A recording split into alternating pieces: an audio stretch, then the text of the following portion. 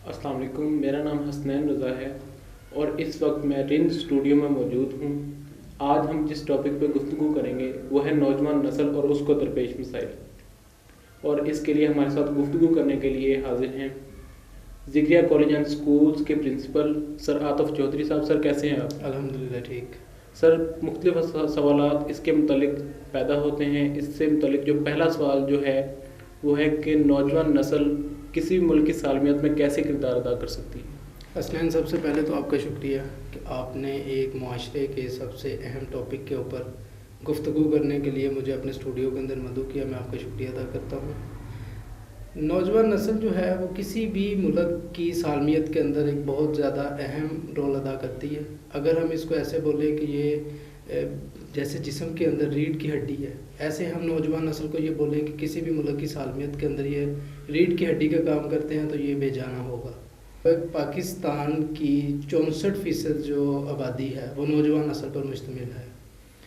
تو جیسے ہم تھوڑی سی ہسٹری دیکھیں پاکستان کی، تو قائد اعظم کے ساتھ نوجوان نسل کا جو کردار رہا ہے پاکستان کی آزادی میں، تو جیسے انہوں نے وہاں پہ سپورٹیو رہے ہیں وہ ہر ایک معاملے کے اندر، کیونکہ ان کو ایک ڈائریکشن تھی کہ ہم نے جو اپنا عمل ہے وہ کہاں پہ ہم نے ان کو صحیح وے کے اندر اس کو استعمال کرنا ہے۔ تو اگر نوجوان نسل کو صحیح ڈائریکشن ہم دیں گے تو وہ جو ہے وہ اپنا کردار ادا کریں گے۔ جی سر، اس سے جو اگلا سوال جو میرے ذہن میں آ رہا ہے کہ نوجوان نسل کے راستے میں بہت سی رکاوٹیں حائل ہیں، جیسے تعلیمی رکاوٹیں ہیں، معاشرتی رکاوٹیں ہیں، اور سب سے زیادہ جو گھریلو رکاوٹیں ہیں، تو ان کے حوالے سے آپ کا کیا خیال ہے اس بارے میں؟ اچھا، کافی اہم ٹاپک ہے۔ پہلا جو درپیش مسائل کے اندر سے نوجوان کو سامنا کرنا پڑتا ہے وہ سب سے پہلے تو یہ ہے کہ ان کو اپنے کیریئر کا پتہ نہیں ہے کہ ہم نے جو چیز چوز کرنی ہے وہ کس وے کے اندر اور کس چیز کو دیکھتے ہوئے مد نظر رکھتے ہوئے ہم اس کو چوز کریں گے۔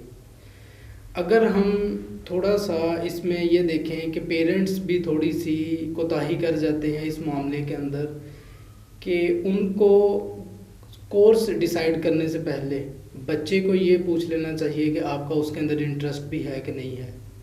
بعض دفعہ ایسے ہوتا ہے کہ پیرنٹس بچے کو کہہ دیتے ہیں کہ آپ ایف ایس سی کر لیں، آپ آئی سی ایس کر لیں، آپ اس سے ریلیونٹ کوئی بھی جو چیز ہے وہ چوز کر لیں، لیکن بچے کا اپنا جو ہے وہ مائنڈ اس کے اندر نہیں ہے۔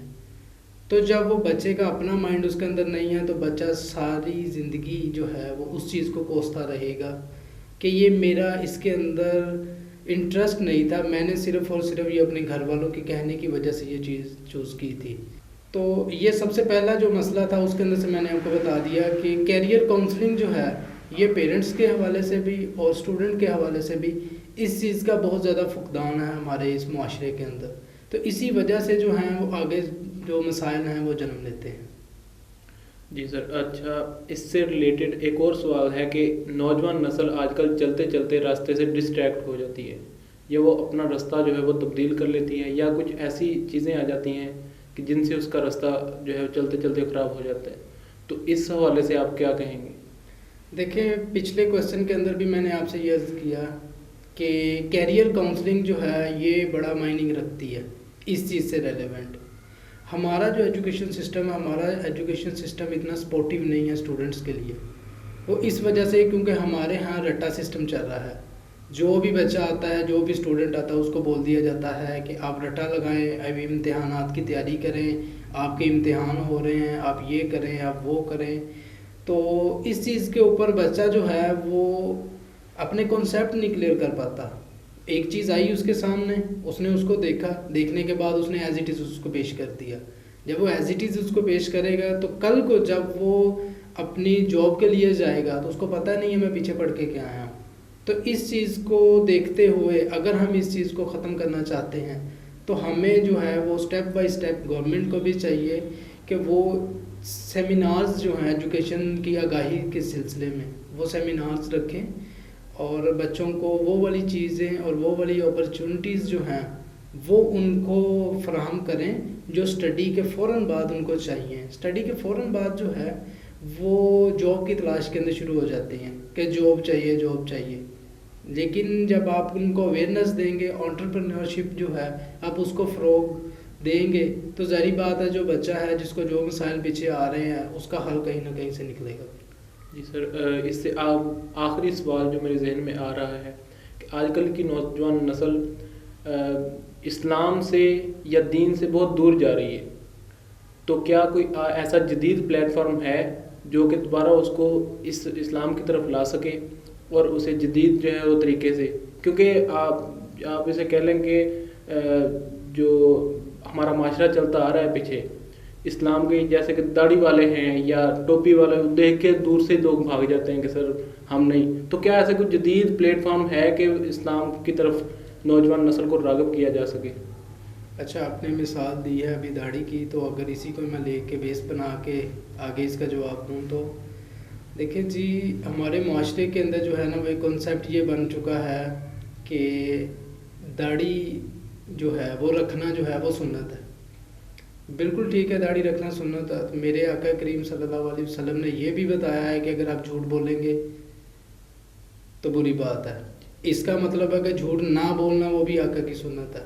امانت کے اندر خیانت نہ کرنا وہ بھی آقا کی سنت ہے. تو ہم کیا کرتے ہیں، ہم صرف ان کی ایک سنت جو ہے وہ اس کو جو ہمیں اچھی لگ رہی ہے یا جو ہم یہ اس میں چاہتے ہیں کہ اس کے اندر ہمیں فائدہ ہے، ہم اس کو دیکھ لیتے ہیں، جو باقی سنتے ہیں وہ چھوڑ دیتے ہیں.